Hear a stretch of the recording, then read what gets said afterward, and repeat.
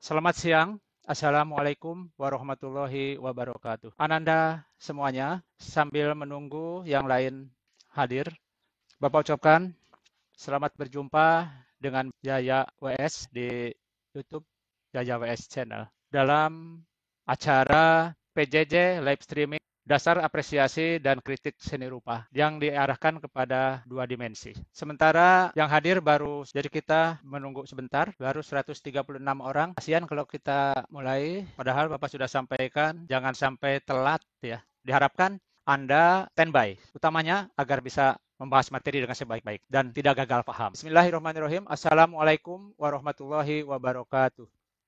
Puji syukur kita panjatkan kehadirat Allah Subhanahu wa taala, Rob sekalian alam, tiada yang wajib diibadahi selain Allah Subhanahu wa taala. Untuk itu kita selalu mohon ampun, mohon hidayah kepada Allah Subhanahu wa taala. Semoga kita selalu dilindungi dari segala mara bahaya, dilindungi dari wabah corona, dan kita diberi nikmat hidayah yang tidak terputus sehingga kita bisa membaca hikmah-hikmah dari semua nikmat dan bencana yang diberikan atau disediakan oleh Allah Subhanahu wa taala. Diuji dengan wabah corona, segera diberi kesembuhan, dan saudara-saudara kita yang sedang tidak sehat atau sakit, Allah memberikan kesembuhan kepada saudara-saudara kita semua. Syukur alhamdulillah, syukran binikmatillah, kita selalu bersyukur kepadanya dan kita selalu meminta ampun kepadanya atas segala kelemahan kita semua. Mari kita panjatkan puji syukur kehadirat Allah Subhanahu wa taala yang tidak henti-hentinya. Yang kedua, salawat dan salam semoga dilimpahkan oleh Allah Subhanahu wa taala kepada junjungan Nabi besar Muhammad sallallahu alaihi wasallam, kepada keluarganya, pada kerabatnya, sahabatnya, tabi'innya, dan kepada kita sebagai umatnya, sehingga kita mendapat syafaat di akhir zaman. Amin ya rabbal alamin. Ananda semua, Bapak bersilaturahim kepada Ananda semua. Mudah-mudahan Ananda bisa menerima dengan baik suara dan gambar dari Bapak. Bapak kenalkan sekali lagi, panggil saja Bapak Yaya WS, yang karena wabah ini kita jarang bertatap muka. Mudah-mudahan kalau ketemu di jalan bisa bertegur sapa dengan Bapak. Sebelum kita mulai ke materi, maka harapannya Anda semua bisa menerima materi ini ya sebagai kelanjutan dari materi yang berupa PDF minggu yang lalu ya, dan juga sebagai kelanjutan yang pertama sekali yang berupa animasi ya, terus modul itu sebagai bahannya. Dan ini kita bahas yang materi kemarin berupa PDF-nya, kita bahas sekarang, dan tolong diingat kembali gitu ya.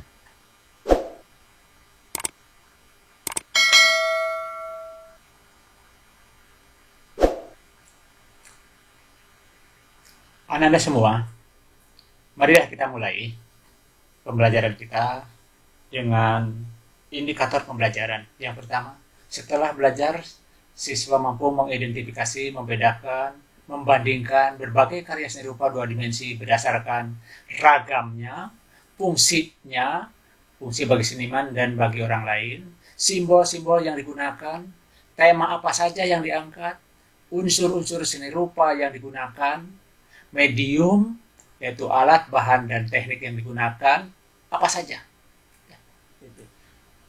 Nah, itu semua harus diapresiasi, diangkat, digali dari karya seni rupa yang kita apresiasi. Sebelumnya, mari kita lihat tata konsep jenis karya seni rupa dua dimensi.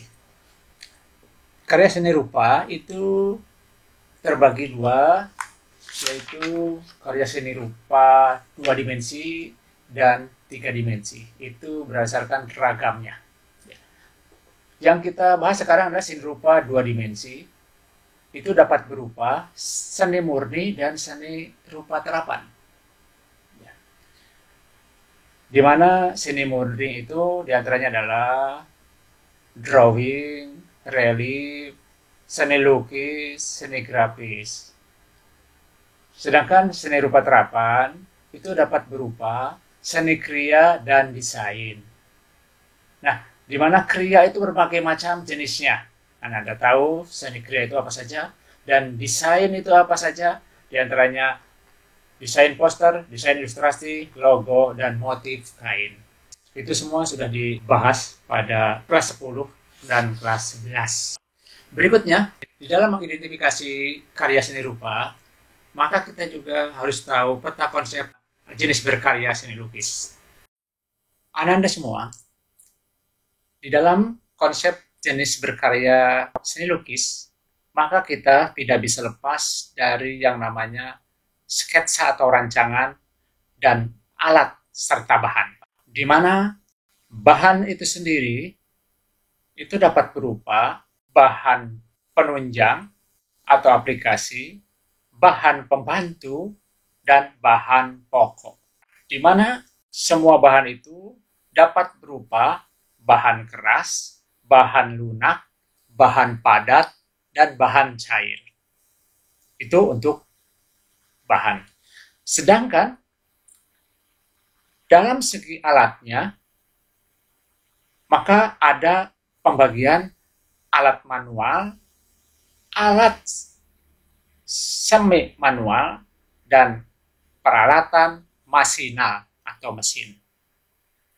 Sedangkan untuk tekniknya itu dapat berupa teknik kuas, teknik gores, dan teknik tempel. Yang kesemuanya itu saling berhubungan dan saling menentukan bahannya apa, tentu berbeda juga alatnya. Ya, kalau bahannya berbeda, alatnya juga berbeda, tekniknya juga berbeda. Jadi saling ketergantungan, saling berhubungan. Tentu itu semua perlu pemilihan yang tepat agar kerja kita mudah, cepat, dan hasilnya maksimal. Sehingga karya seni kita bernilai artistik atau estetik dan bisa bernilai apakah itu nilai guna atau nilai hias. Anda semua di dalam mengapresiasi dan mengkritisi karya seni rupa, ada proses mengidentifikasi karya seni rupa itu sendiri. Di mana untuk mengidentifikasi ada prasyarat yang harus dikuasai atau dipahami atau dimengerti oleh apresiator atau kritikus itu sendiri. Agar apa yang kita apresiasi, kita kritik tepat secara objektif dan bisa memberikan pencerahan kepada orang lain. Di antaranya adalah prasyarat itu adalah yang pertama adalah wawasan seni, yang kedua adalah unsur-unsur seni rupa baik visual maupun non visual, dan yang ketiga adalah prinsip-prinsip atau kaidah-kaidah seni rupa, di mana merupakan ilmu untuk mengelola atau mengorganisir unsur-unsur seni rupa itu sendiri. Itulah prasyarat yang harus dikuasai. Dan itu semua sudah diajarkan di kelas 10 dan di kelas 11, bahkan di SMP.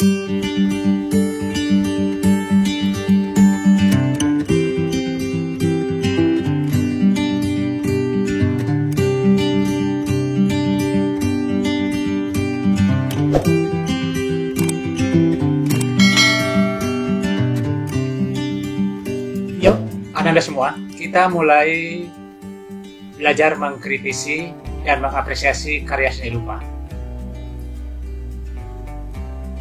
Sangat mudah. Yang pertama, kita akan mengkritisi karya yang berjudul Dayak Dance, yaitu karya pelukis Ahmad Ghani, seorang pelukis asal Balikpapan.